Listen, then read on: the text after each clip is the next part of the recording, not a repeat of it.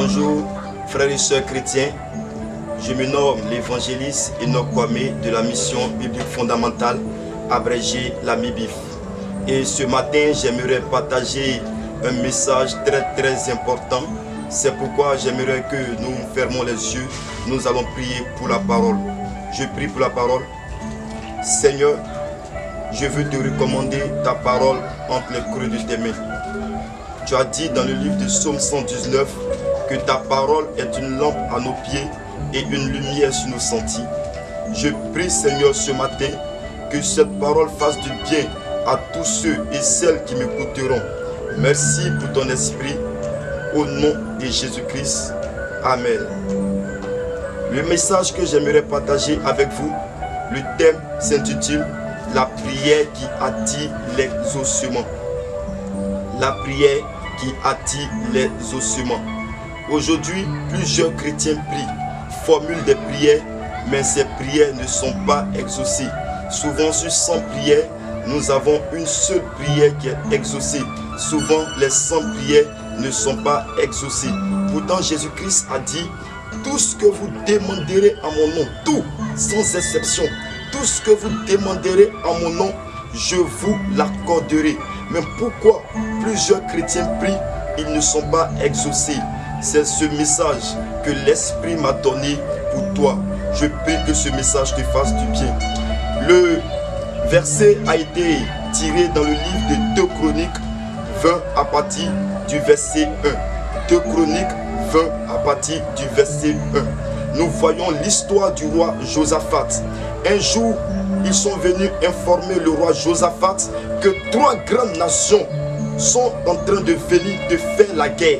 La Bible dit, dans sa frayeur, Josaphat a eu peur. Il fut troublé. Mais ce qui m'a plu, la peur de Josaphat ne l'a pas poussé à la précipitation. Mais la Bible dit, Josaphat se disposa à chercher l'Éternel. Au lieu de passer en revue son armée pour aller en guerre, mais il se disposa à chercher l'Éternel.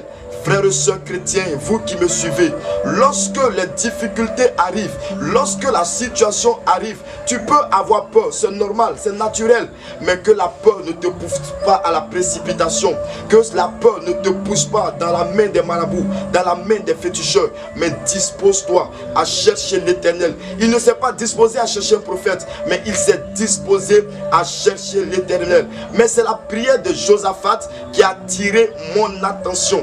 La prière qui attire les ossements commence et se termine par l'adoration. Lorsque Josaphat s'est présenté devant le Seigneur avec le peuple, Josaphat a élevé la voix. Il n'a pas commencé à émettre ses difficultés devant Dieu. Il n'a pas émis du moins ses problèmes devant Dieu. Il n'a pas émis ses difficultés, sa souffrance devant Dieu. Mais il a commencé par l'adoration.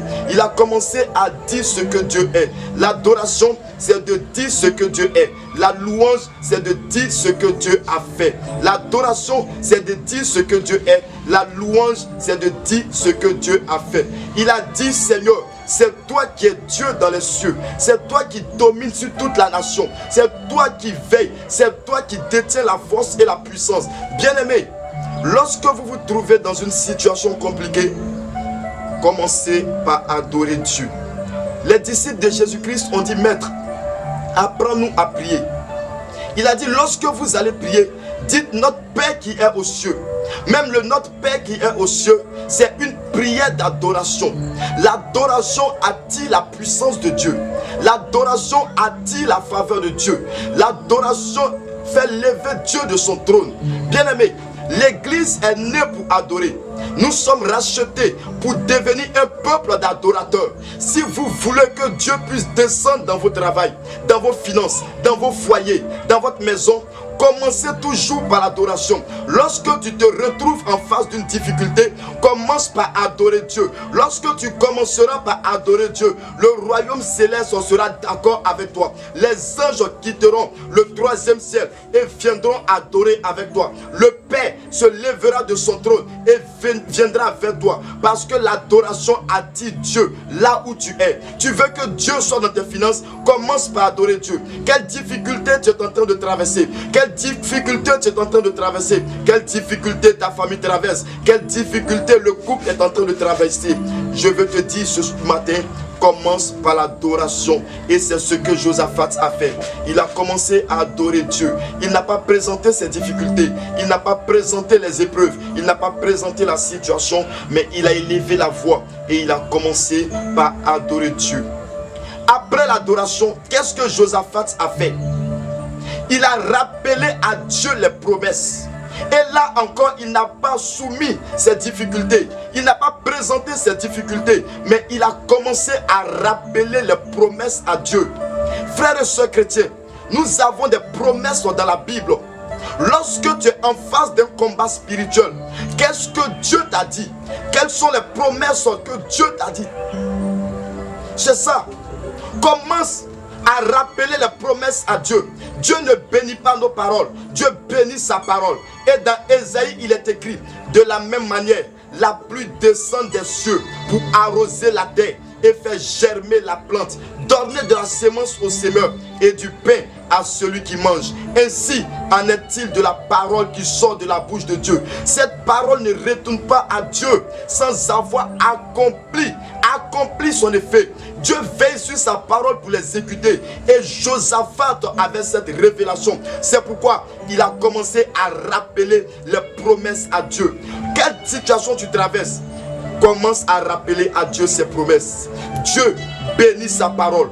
Dieu bénit sa parole. Il n'est pas un homme pour mentir, ni le fils d'un homme pour se repentir. Ce qu'il dit, il le fera. Quelle situation tu es en train de traverser? Commence à rappeler. Après l'adoration, rappelle à Dieu ses promesses. Ne te presse pas pour soumettre tes difficultés. Seigneur, voici le problème. Seigneur, voici les difficultés. Non. Commence par l'adoration et après l'adoration, commence à rappeler les promesses à Dieu. Seigneur, tu m'as dit, lorsque je vais sortir, tu as dit que tes anges veilleront sur moi. Oui. Et lorsque Dieu se voit dans sa parole, il sera obligé d'agir. Frères et sœurs chrétiens, j'aimerais véritablement m'arrêter là pour ce jour. J'aimerais m'arrêter là, véritablement que Dieu bénisse cette parole dans votre cœur. Nous allons continuer très prochainement. Merci, que Dieu vous bénisse abondamment. Amen.